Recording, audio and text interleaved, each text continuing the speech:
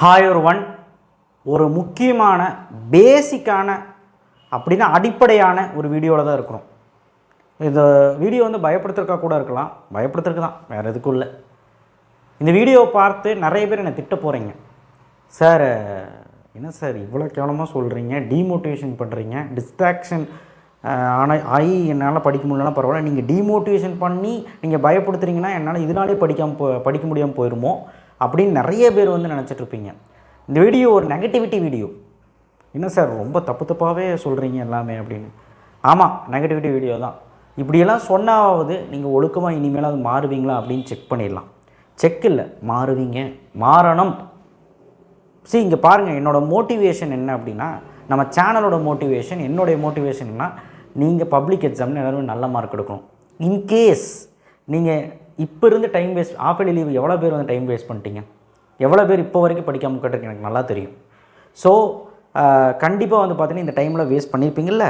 அதே ஜனவரிக்கும் அந்த தப்பு பண்ணால், ஜனவரிலேயும் டைம் வேஸ்ட் பண்ணால், பிப்ரவரியில் டைம் வேஸ்ட் பண்ணால், மார்ச்சில் உட்காந்து அந்த பப்ளிக் எக்ஸாம் முன்னாள் நைட்டு உட்காந்தா எல்லாம் பதியுமா, எல்லாம் மார்க் வந்துடுமா, நம்ம கேட்ட மார்க் வருமா? சும்மா கண்ணீர் வடிச்சிட்டு இருந்தால் ஒன்றுத்துக்கும் ஆகாது. பப்ளிக் ரிசல்ட் வந்ததுன்னா 10th இருந்தாலும் சரி 12th இருந்தாலும் ரிசல்ட் வந்தோடனே பையன் அழுவான், எனக்கு மார்க் கம்மியாயிடுச்சு, நான் சரியாக படிக்காமல் போயிட்டேனே. அவன் மனசுக்கு தெரியும், உண்மை எதுன்னு மனசுக்கு தெரியும். ஆனால் பெற்றவங்ககிட்ட நான் படித்தோமா இருந்தாலும் மார்க் வரல, பாவம். இதில் கஷ்டப்படுறது என்னமோ பேரண்ட்ஸ் தான். நீங்கள் கஷ்டப்படுறது ஒரு பக்கம் இருந்தாலும் பேரண்ட்ஸ் பாவம் உங்கள் கூட சேர்ந்து அவங்களும் கஷ்டப்படணும். சரி, அப்படி என்னெல்லாம் கஷ்டங்கள், என்னெல்லாம் நஷ்டங்கள், ஒருவேளை நீங்கள் மார்க் கம்மியாக எடுத்தால் என்னெல்லாம் நஷ்டமாகும்னு பார்த்துடலாம். என்ன சார் இப்படி ஒரு வீடியோவா? ஆமாம், இது பயப்படுத்துறதுக்கான ஒரு வீடியோ தான். அட்லீஸ்ட் இதை பார்த்தாவது படிக்கிறவங்க. ஏன்னா இது எல்லாத்துக்கும் காமனாக பேசிக்காக தெரியும், இதுதான் நடக்க போகுது நம்ம மார்க் கம்மியானா அப்படின்னு. இருந்தாலும் இந்த வீடியோக்கு ஒரு லைக் போடலினாலும் பரவாயில்ல, என்னை திட்டினாலும் பரவாயில்ல. ஆனால் சொல்ல வேண்டியது கடமை, சொல்லி தான் ஆகணும். ஒரு நல்ல மாட்டுக்கு ஒரு சூடு மாதிரி உங்களுக்கு யார் யாருக்கு மனசில் பதியிலையோ பதியும், இனிமேல் பதியும். ஓகேவா? என்னை மன்னிச்சிருங்க, நான் சொல்ல வேண்டிய கட்டாயத்தில் இருக்க சொல்லிடுறேன். அப்போ தான் நீ வந்து முடிச்சுக்குவேன், அப்போ தான் நீ தப்பிப்பேன், அப்போ தான் படிக்க ஆரம்பிப்பேன். ஓகேவா? டிஃப்ரெண்ட்டான ஒரு வீடியோவாக தான் இருக்கும். 10th 12th மார்க் லோவானா என்ன ஆகும்? ஃபஸ்ட்டு ரிசல்ட் வந்துருச்சு, மார்க் லோ ஆகிடுச்சு. இப்போ ஒரு வேளை 10th நீ வந்து ஒரு 350 மார்க்கு, நீ வந்து 450 மார்க் நினச்சப்போ 350 எடுத்திருப்பேன். இல்லைனா நீ ஒரு 250 மார்க் எடுத்திருக்க, நீ நினச்ச மார்க் வரல, பெற்றவங்களுக்கும் நினச்ச மார்க் வரல, அதை விட கம்மியாக ஒரு 100 மார்க் கம்மியாக எடுத்துட்டேன். ரொம்ப பூரான பர்ஃபார்மன்ஸ். 10th ஸ்டாண்டர்டுக்கு என்னாகும், 12th என்ன ஆகும் நான் சொல்லிடுறேன். 10th standard relation, friends, comparison அப்படின்னா என்ன?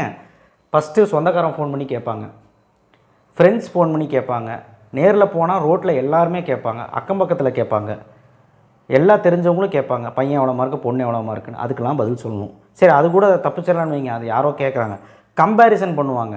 அந்த பையன் பாரு எவ்வளோ மார்க் எடுத்திருக்கான், இந்த பையன் பாரு எவ்வளோ மார்க் எடுத்து, நீங்களே குத்தி காட்டுவீங்க, பேரண்ட்ஸே ஸ்டூடெண்ட்டை குத்தி காட்டுவீங்க. அதிலே அவன் டிப்ரெஷன் ஆயிடுவான். மன உடைச்சல் தானே, உங்களுக்கும் மன உடைச்சல் தான், ஸ்டூடெண்ட்ஸ்க்கும் மன உடைச்சல் தான். பார்த்துக்கோங்க. அடுத்தது பேசிக்கான வந்து 10th மார்க் தான் பேசிக். அந்த பேசிக்லேயே நம்ம கோட்டை விட்டால் நமக்கு ஒரு நல்ல குரூப் கிடைக்குமான்னு கேட்டால் அதுவும் கிடைக்காது. இப்போ குரூப் ப்ராப்ளம் என்ன வரும் அப்படின்னா, எல்லா ஸ்கூல்லேயும் ஒரு 450 மேலே இருந்தால் கம்ப்யூட்ரு, 475க்கு மேலே இருந்தால் பயாலஜி, 400க்கு மேலே இருந்தால் வேணால் சயின்ஸ் குரூப் ட்ரை பண்ணலாம், 375 இருந்திங்கன்னா அது கீழே இருந்திங்கன்னா ஆர்ட்ஸ் குரூப்பு, இந்த மாதிரி பிரித்து வச்சுருக்காங்க. இன்னும் 300 கீழே போச்சுன்னா வொகேஷனல் குரூப்பு, அந்த மாதிரி பிரித்து வச்சுருக்காங்க. சில ஸ்கூலில் என்ன போனாலும் என்ன குரூப் வேணாலும் கொடுத்துருவாங்க. பார்த்தா அது கேவலமான ஸ்கூலாக இருக்கும், அந்தளவுக்கு கோச்சிங் இருக்காது. நல்ல ஸ்கூலில் எல்லாமே வந்து பார்த்திங்கன்னா பெரிய ப்ரையாரிட்டி கொடுத்துருப்பாங்க நல்லா படிக்கிறவங்களுக்கு. ஸோ அதனால் மார்க் இவ்வளோ எடுத்துக்கணும்னு சொல்லுவாங்க. அலைய விடுவாங்க. பேரண்ட்ஸ் அண்ட் ஸ்டூடெண்ட்ஸ் நல்லா கேட்டுக்கோங்க, அலைய விடுவாங்க. இல்லை சார் எங்கள் ஸ்கூல்லே நாங்கள் கேட்ட குரூப் கிடச்சிருச்சுனாலும் உங்களுக்கு அவ்வளோ மரியாதை இருக்காது, பையனை மன உடைச்சலாக்கி வீக் ஸ்டூடெண்ட் லிஸ்ட்டில் போட்டுருவாங்க.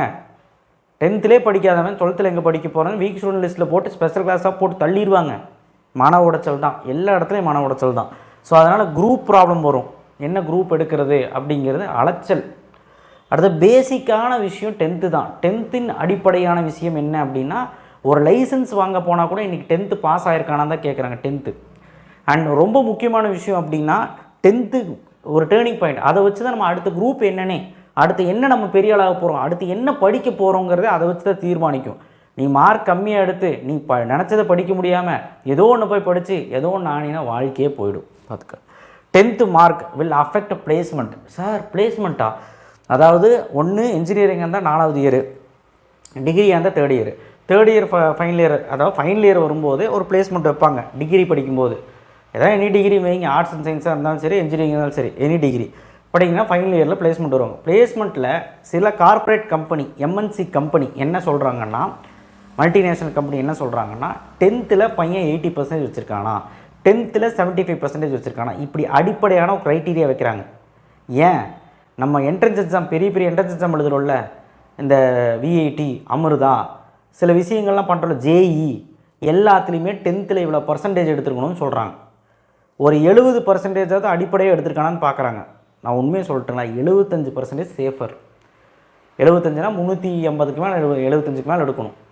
நீ 400 எடுத்தால் பக்கா சேஃபு, எங்கேயுமே நீங்கள் டவுன் ஆக மாட்டேன். ஸோ அதனால் எல்லாருமே 400க்கு மேலே எடுக்கணும் அப்படின்னு தான் என்னோடய ஆசை. ஸோ அதுக்காக ரொம்ப புவராக படிக்கிறவன்லாம் வந்து பார்த்திங்கன்னா 400 எடுக்கணும்னு நான் சொல்லலை. நீ ட்ரை பண்ணி ஒரு 350 எடு, 325 எடு, உன்னால் முடிஞ்சது பண்ணுங்க. ஸோ அதனால் வெல் அஃபெக்டிவ் பிளேஸ்மெண்ட். நான் அதுக்காக பயப்பட வேண்டாம். எம்என்சி கம்பெனி எல்லாருமே வந்து 80% தான் எங்களை எடுத்துக்குவாங்களா, அப்படி கிடையவே கிடையாது. சில கம்பெனி மட்டும்தான், சில கம்பெனி எடுத்துக்குவாங்க. நீங்கள் இதை பார்த்து பயப்பட வேண்டாம். 12th வந்து பார்த்திங்கன்னா உங்களுக்கு ஆப்பர்ச்சுனிட்டி கிடைக்கும். பட் 10th தானே அடிப்படை. ஸோ 10th நல்ல மார்க் எடுங்க, ஓகேவா? குறைஞ்சது 300 தாண்டிடு. ரொம்ப கம்மியாக எடுக்கிறவன் எப்படியாவது 300 தாண்டிடு, தப்பிச்சிருவேன். எல்லா கம்பெனி க்ரைட்டீரியா அப்படி தான் வைக்கிறாங்க, என்ட்ரன்ஸ் எக்ஸாம்லேயும் அப்படி தான் வைக்கிறாங்க. ஸோ பார்த்துக்கோங்க. பேரண்ட்ஸ் ரொம்ப உடஞ்சி போயிடுவாங்க. எல்லாத்துக்குமே எல்லாம் என்ன வருத்தம், அந்த ஸ்டூடெண்ட்ஸ்க்கு வருத்தமாக என்னன்னு தெரியாது. ஆனால் பேரண்ட்ஸ்க்கு எவ்வளோ மன உடைச்சல். உங்களை வேணால் திட்டுவாங்க, உங்களை வேணால் அடிப்பாங்க, ஆனால் பாவம் அவங்க தனியாக போய் அழுதுட்டுருப்பாங்க. நம்ம கஷ்டப்பட்டு படிக்க வச்சோமே, பையன் இப்படி ஆயிட்டானே, பொண்ணு இப்படி ஆயிட்டாளே அப்படின்னு சொல்லி பாவம். சில பேரண்ட்ஸ் ரிலாக்ஸாக எடுத்துக்குவாங்க, அவங்ககிட்ட போய் பேசுவாங்க. இதுதான் புத்திசாலித்தனம். மார்க் மட்டுமே ஒரு லைஃப்பை லீட் பண்ணிடாது, அதையும் நீங்கள் தெரிஞ்சுக்கோங்க. மார்க் மட்டுமே ஒரு லைஃப்பை லீட் பண்ணிடாது. ஆனாலும் நம் மார்க்குங்கிறது ஒரு முக்கியமான அடிப்படையான விஷயம். அடுத்த மேற்படிப்புக்கு போகிறக்கு ஒரு அடிப்படையான விஷயங்கிறதுனால இது ரீகால் பண்ணுறேன். அதுக்காக இதை பார்த்து ஸ்ட்ரெஸ் ஆகிக்க வேண்டாம், பயப்பட வேண்டாம். கூலாக உட்காந்து படித்தா தான் நம்மளை ஜெயிக்க முடியும், பார்த்துக்கோங்க. ஸோ அதனால் அடிப்படையான விஷயத்தை ஜெயிக்கணும்னு பாருங்கள், தவிர சும்மா ஐயோ சார் சொல்லிட்டாரு படிக்கணும் அப்படிலாம் இல்லை, ஓகேவா? நல்ல ரிலாக்ஸாக உட்காந்து படி, அப்போ தான் படிக்க முடியும். அடுத்து 12th ஸ்டாண்டர்ட். ஃபஸ்ட்டு அந்த சொந்தக்கார பிரச்சனை, பக்கத்து வீட்டுக்காரன், ஃப்ரெண்ட்ஸு எல்லாம் மார்க்கை பற்றி கேட்பான். கொஞ்சம் ஒரு மாதிரி சொசைட்டியில் ஒரு மாதிரி இருக்கும், நமக்கு மார்க் கம்மியாக எடுத்தால் கட் ஆஃப் அஃபெக்ட் பண்ணும். நீ நினச்ச காலேஜ் கிடைக்காது, நினச்ச கோர்ஸ் கிடைக்காது. இந்த இன்ஜினியரிங் போகிறவன், பேராமெடிக்கல் போகிறவன், வெட்டினரி சயின்ஸ் போகிறவன், அக்ரி போகிறவன், நினச்ச கோர்ஸு, நினச்ச காலேஜு, நினச்ச இடத்துல கிடைக்காது. இப்போ பிஹெச்டி காலேஜில் 160 கட் ஆஃப் வச்சுருக்கிற மேக்ஸ் ஃபிசிக்ஸ் கெமிஸ்ட்ரியில் பிஹெச்டி காலேஜில் இடம் கிடைக்குமா? கிடைக்காது. 190க்கு மேலே இருந்தால் தான் அங்கே தொடவே முடியும். ஸோ அந்த மாதிரி ஒரு ட்ரீம் காலேஜ் கிடைக்காது. நீ நினச்ச மாதிரி போய் படிக்க முடியாது. ஏதோ ஒரு காலேஜில் ஏதோ ஒன்று படிச்சுக்கலாம், சரியா? அடுத்த குட் காலேஜ். அடுத்தது வந்து நல்ல காலேஜும் கிடைக்காது, ஏதோ ஒரு காலேஜில் கிடைக்கும், ஏதோ ஒரு காலேஜில் கிடைக்கும். இப்போ ஆர்ட்ஸாக இருந்தானா ஏதோ ஒரு காலேஜில் கிடைக்கும். பணமும் இல்லை, மார்க்கும் இல்லைனா இதை தான் கதி. அடுத்தது பிளேஸ்மெண்ட்டும் இருக்காது. அந்த நல்ல காலேஜில் தான் நல்ல பிளேஸ்மெண்ட் இருக்கும். ஏதோ ஒரு காலேஜில் உனக்கு புரியுற மாதிரி சொல்கிறேன், என்ஆர்எஃப் ரேங்கிங், என்பிஏ, அப்புறம் சென்டர் ஆஃப் எக்ஸலன்ஸ், இந்த மாதிரி அடிப்படையான விஷயமெல்லாம் சொல்லாமல், உனக்கு புரியாத மாதிரி பேசாமல் நான் புரிகிற மாதிரியே சொல்கிறேன். உனக்கு நல்ல பிளேஸ்மெண்ட் எங்கே கிடைக்கும்? நல்ல காலேஜில் கிடைக்கும். அந்த நல்ல காலேஜில் பிளேஸ்மெண்ட் கிடைக்கிறதுக்கு தான் நான் பார்ப்பேன். நல்ல காலேஜ் அதனால தானே போகிறேன். ஏதோ ஒரு சுமாரான காலேஜில் போய் படித்தா பிளேஸ்மெண்ட் இருக்குமா? அப்படியே வந்தாலும் ஒரு 10 பேர் தான் எடுத்துகிட்டு போவாங்க. எல்லாத்துக்கும் ஒரு ஆப்பர்ச்சுனிட்டி கிடைக்குமா? கிடைக்காது. அப்போ நல்ல கல்லூரியில் போகணுன்னா, நல்ல பிளேஸ்மெண்ட் இருக்க கல்லூரி போகணுன்னா நீ நல்ல மார்க் எடுக்கணும். சரிங்க சார், மார்க்கும் இல்லை, எதுவும் இல்லை, நான் ஏதாவது லூப் வச்சு போக முடியுமா அப்படின்னு கேட்டிங்கன்னா கண்டிப்பாக போக முடியும். For good college need more money to survive. அதாவது நீங்கள் நிறைய காசு வச்சுருக்கணும் டொனேஷன் கிட்டுறதுக்கு. இப்போ ஒரு வேளை ஆர்ட்ஸ் அண்ட் சயின்ஸே, கம்ப்யூட்டர் சயின்ஸ், பிஎஸ்சி படிக்க போகிறேன்னு வச்சுக்கோங்களேன், ஒரு நல்ல உயர்ந்த கல்லூரியில் போய் படிக்கணும் அப்படின்னா கண்டிப்பாக 1 லட்சம் 1.5 லட்சம் கேட்பாங்க. அதேமாதிரி இன்ஜினியரிங் படிக்க போகிறேன்னு வச்சுக்கோங்களேன், டொனேஷன் மட்டுமே 7லேருந்து 10-15 லட்சம் வரைக்கும் வாங்குறாங்க. டொனேஷன் மட்டுமே. இது போக ஃபீஸு, டிரான்ஸ்போர்ட் ஃபீ, ஹாஸ்டல் ஃபீ இதெல்லாமே இருக்கும். ஸோ அதனால் உங்களுக்கு வந்து அடிப்படையான விஷயம் பணம் வேணும். மார்க் கம்மி எடுத்திங்கன்னா நல்ல காலேஜில் போகணுன்னா. ஸோ இதுதான் அடிப்படையான விஷயம். நல்ல மார்க் இருந்தால் தான் நல்ல காலேஜ் கிடைக்கும், அதையும் தெரிஞ்சுக்கோங்க. பேரண்ட்ஸ்க்கு வந்து ஸ்ட்ரெஸ்ஸு தான் மிஞ்சும். அதுக்கப்புறம் உங்களுக்கும் ஸ்ட்ரெஸ் தான். உங்களுக்கும் ஸ்ட்ரெஸ் தான், பேரண்ட்ஸ்க்கும் ஸ்ட்ரெஸ் தான். அலைய விட்டுருவாங்க. காலேஜை போய் அழைவீங்க, இந்த காலேஜில் அந்த காலேஜில். அவங்க சொல்கிற ஃபீஸும் அவங்க சொல்கிற கட் ஆஃப் எல்லாம் பார்த்திங்கன்னா பயந்துருவீங்க.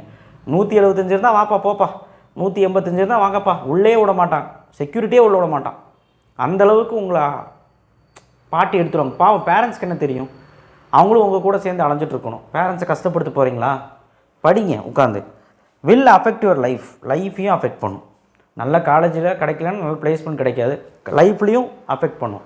அப்புறம் ஏதோ படித்து ஏதோ ஒரு வேலைக்கு தான் போவோம். இங்கே இருக்க பாதி பேர் முக்கால்வாசி பேர் படிச்சுட்டு அவன் படிக்கிறதுக்கும் வேலைக்கு போகிறதுக்கும் சம்மந்தமான தான் பண்ணுறான். ஏதோ படித்து ஏதோ ஒரு டிகிரி படித்து ஏதோ பிளேஸ் போனங்கிறது கூட ஓகே, எம்என்சி கம்பெனி ஏதோ ஒன்று. ஆனால் ஏதோ ஒன்று படித்து வெளியே வந்து ஏதோ ஒரு வேலைக்கு போயிட்டுருக்கான். வெறும் 10,000 20,000 சம்பளத்துக்கு வெறும் 10,000 15,000 இன்றைக்கி பத்துமா? நீங்கள் சொல்லுங்கள். ஸோ அதனால் தயவுசெய்து அந்த மாதிரி ஆயிடாதீங்க.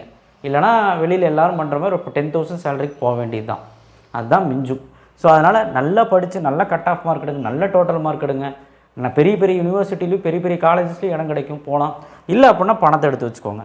இப்போது பேரண்ட்ஸ் என்ன பண்ணணும் அப்படின்னா 10th இருந்துச்சு 12th இருந்துச்சுன்னா என்ன பண்ணணும், பையன்கிட்ட பேசுங்க.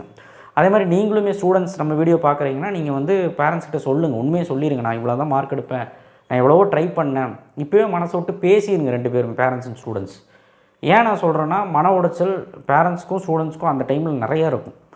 10th கூட ஓகே சர்வே பண்ணி ஏதாவது ஒரு +2 மார்க் எடுத்துக்கலாம் பார்த்துக்கலாம். ஆனால் +2 பசங்க மார்க் கம்மியாக எடுத்தாங்கன்னா கண்டிப்பாக வந்து பார்த்திங்கன்னா அது போய் அலையறக்கெல்லாம் முடியாது.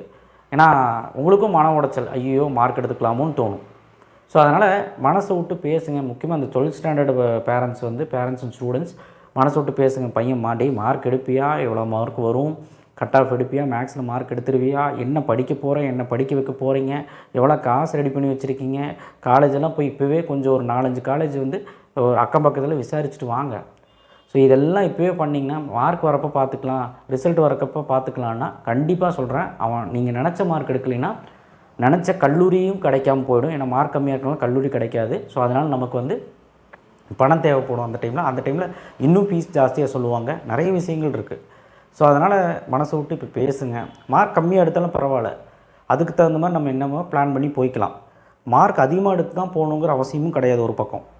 இருந்தாலும் நான் சொல்கிறேன், 12th மார்க் வந்து ரொம்ப முக்கியமாக இல்லாமல் இல்லை, முக்கியம். அதனால் தயவுசெய்து மார்க்கில் வந்து காம்ப்ரமைசேஷன் பண்ணாதீங்க. இல்லை சார் மார்க்கே எடுக்க மாட்டேன், சுத்தமாக எடுக்க மாட்டேன், அதுவும் ஃபிசிக்ஸ் கெமிஸ்ட்ரி மேக்ஸ்லாம் நான் நினச்ச மார்க் வராது அப்படின்னு நினச்சிங்கன்னா இப்போயே மனசு விட்டு பேசி பணத்தை ரெடி பண்ணி போய் கட்டுங்க. இல்லையா நம்மளால் முடிஞ்ச அளவுக்கு அந்த பட்ஜெட் இருக்கும் இல்லையா, அந்த மாதிரி கல்லூரிலையும் இருக்குது, பட்ஜெட் கம்மியான கல்லூரிகளும் இருக்குது. அங்கேயுமே இப்போ விசாரித்து நீங்கள் அட்மிஷன் போட்டுக்கலாம். இல்லை அப்படின்னா ஆர்ட்ஸ் அண்ட் சயின்ஸில் ஆர்ட்ஸ் சைடில் பிஎஸ்சியில் கோர்சஸ் போய் போட்டுக்கலாம். அங்கேயும் ஃபீஸ் கம்மியாக தான் இருக்கும், இன்ஜினியரிங் போக முடியலன்னா. ஸோ அதனால் நிறைய விஷயங்கள் இருக்குது. ஸோ உங்கள் லைஃப் முடிவு பண்ண போகிற நேரம் அது. ஸோ அதை வந்து கொஞ்சம் கரெக்டாக காம்ப்ரமைசேஷன் பண்ணி பேரண்ட்ஸ் அண்ட் ஸ்டூடெண்ட்ஸ் மனசை விட்டு பேசுங்க. இந்த டைமில் போய் பேரண்ட்ஸ் வந்து அவனை அதட்டுறதோ திட்டுறதோ, சும்மா நைன்ட்டு அவனையும் திட்டி அவனும் வந்து ஒரு மாதிரி டிப்ரெஸ் ஆகி அதெல்லாம் தேவையே கிடையாது. ஸோ அதனால் அவங்ககிட்ட ஃப்ரெண்ட்லியாக மூவ் பண்ணி கேளுங்க, அவன் சொல்லுவான் உண்மையை. அண்ட் ஆல்சோ ஸ்டூடெண்ட்ஸ் ஆல்சோ நான் சொல்கிறது என்ன, நீயுமே அவன் மனசை விட்டு நீ வந்து எல்லா உண்மையும் நீ சொல்லிவிடு, இப்படி தான் மார்க் வரும், இப்படி தான் வரும் அப்படின்னு. ஏன்னா 12th ஸ்டாண்டர்ட் பொறுத்த வரைக்கும் அக்கௌண்ட்ஸ் குரூப்பாக இருந்தால் ஓகே, மேக்ஸ் பிசிக்ஸ் கெமிஸ்ட்ரி இன்னுமே நம்ம வந்து சில விஷயங்கள் அடிப்படையாக பண்ணலை, சரியாக படிக்கல அப்படின்னா கம்பேக் கொடுக்க முடியுமான்னு கேட்டால் முடியும். ஆனால் வேறு லெவலில் ஹார்ட் ஒர்க் பண்ணணும், அது சயின்ஸ் குரூப் எடுத்த எல்லாத்துக்குமே தெரியும். ஸோ அதனால் இந்த வீடியோவை நான் இத்துடன் முடித்துக்கொள்கிறேன். ஏதாவது தப்பாக பேசி தான் மன்னிச்சிருங்க. இந்த வீடியோவை பார்த்து நெகட்டிவிட்டியாக எடுத்துக்க வேணாம், பாசிட்டிவாக எடுத்துக்கோங்க, அது ஒரு வாய்ப்பாக எடுத்துக்கோங்க. நல்லா படிங்க. அதாவது மார்க் தான் லைஃப் கிடையாது. ஒரு வேளை மார்க் கம்மியாக எடுத்தாலும் அதர் ஆப்ஷன்ஸ் எதாவது பார்த்துக்கலாம். ஸோ அதனால் இருந்தாலும் அந்த ஆப்ஷனுக்கு நீங்கள் வந்து போக வேண்டாம், நல்லா படிக்க ட்ரை பண்ணுங்கள். தேங்க்யூ.